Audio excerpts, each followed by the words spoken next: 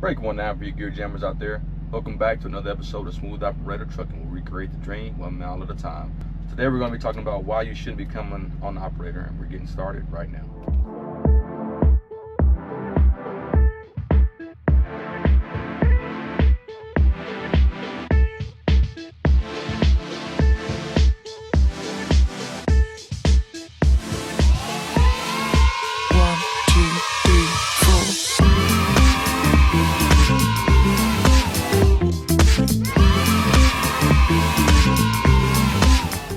If you do not know how to calculate your cost per mile, you should not become an owner operator.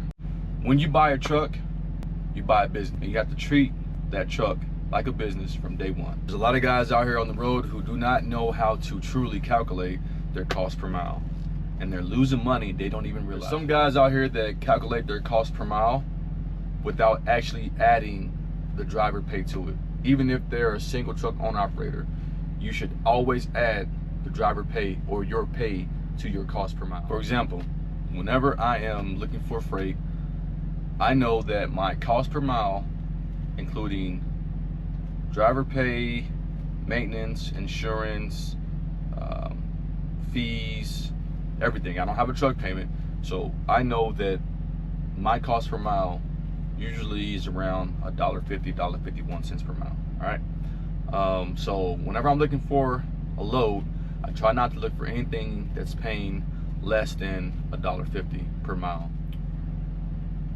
I know that $1.50 per mile is my break even. So obviously I'm looking for more than that.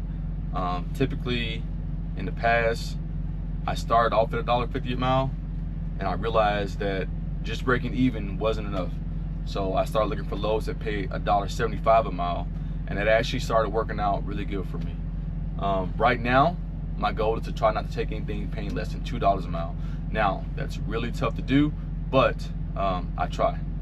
Now, keep in mind, when I say $1.50, $1.75, or $2 a mile, I'm actually talking about after deadhead, which is something else that's very important, and I'm probably gonna make a separate video about that. People forget to calculate their after deadhead miles. Now, if you're driving for a company, or you're leased to a carrier or whatever, where you get paid for every mile, then you don't have to worry about that as much. But if you're picking loads off of a load board, whether you're running your own numbers or you're at a company where you have access to a load board like a Mercer or a Landstar, whatever, I'm at Mercer, then you need to know how much the load is paying after the deadhead miles. For example, if a load is paying, let's say a load is paying $1,000. The paid miles on it is 400 miles, right? That's about $2.50 a mile, right? But let's say you got a deadhead 200 miles to get to that load. That takes that load down to about $1.66 per mile. Is that still worth your time? I mean, it is $1,000 a day revenue, and for me, it would be 16 cents above my break even, and I could pick it up today and deliver it tomorrow, and it's 600 miles. That's pretty reasonable. 400 miles, 200 mile deadhead, that's 600 miles. That can easily be done in a day. So is it taking you to a better market? Is it taking you to somewhere bad? So you have to make these decisions. You have to look at the big picture. Would I take that load if I was in a bad area, or I didn't want to sit, or it's getting me to a better area? Yeah, I would take that load. But then I might be looking for something, like I said again, that's going to get me above $2 a mile after deadhead. Another example, right now, I'm on a load that I'm picking it up today. It's paying a little over $3 a mile. I think it's like $3.30 a mile. I don't know. It's $3 a mile, and it's going a little over 1,000 miles. So let's just say $3,000. But it's going from Kansas City to Utah, to Salt Lake City, Utah. Salt Lake City, Utah is not a good area. So I know that I'm gonna either have to take something cheap out of there, or I'm gonna have to deadhead. And so you're looking at something like that, you have to say, okay, what is the backhaul? What is the round trip on that?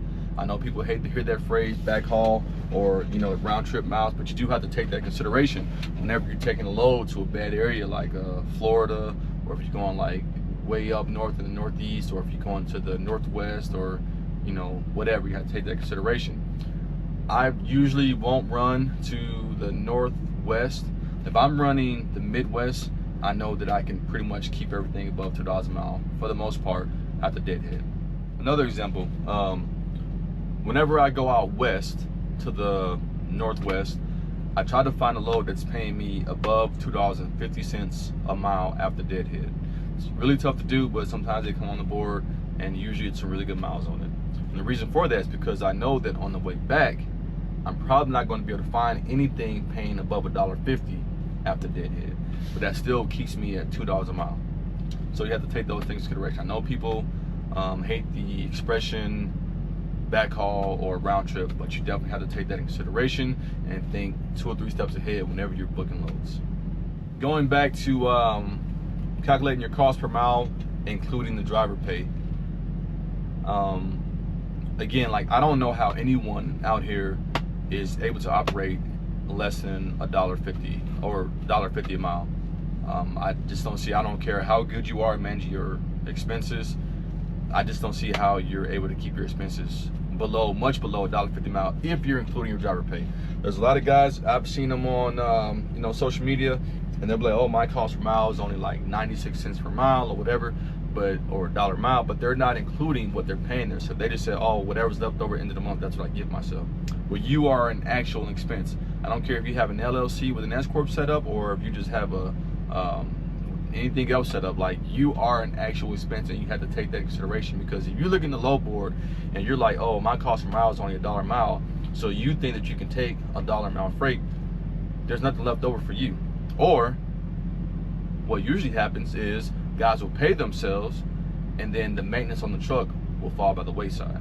And it's not something that will present itself right away. It's usually something that will present itself over time. And you'll be like, where's my money going? You know, why am I not making any money? It's because you're not properly calculating your cost per mile. Always include your driver pay. Let's talk about how to actually calculate your cost per mile, okay? Let's say the average driver drives about 10,000 miles a month, 2,500 miles a week. You take your total expenses for that month, reasonably, let's say about $15,000, okay? Take that $15,000 and you divide that by 10,000, and that's going to give you your cost per mile. 15,000 divided by 10,000 is $1.50 per mile, okay? Make sure that you take consideration your fixed costs. Some examples of your fixed costs are things that are going to be the same all the time, like your insurance, and then obviously your variable costs. So things like your variable costs are going to be like your fuel. That's going to be your major one. You have to know how to calculate your fuel costs per mile, so that way you know that's your biggest expense. It's going to be your fuel. All right, so yeah, definitely make sure that you know that you're getting your variable cost and your fixed cost, you're adding them together, whatever that is, and then divide that by the amount of miles that you drove that month, and that's how you're going to come up with your cost per mile. It takes about probably 6 months to get a really accurate, but you can start to see after about a month. You know, you do 1 month and crunch those numbers, and you'll see your actual numbers. And don't forget to add your actual driver pay to that.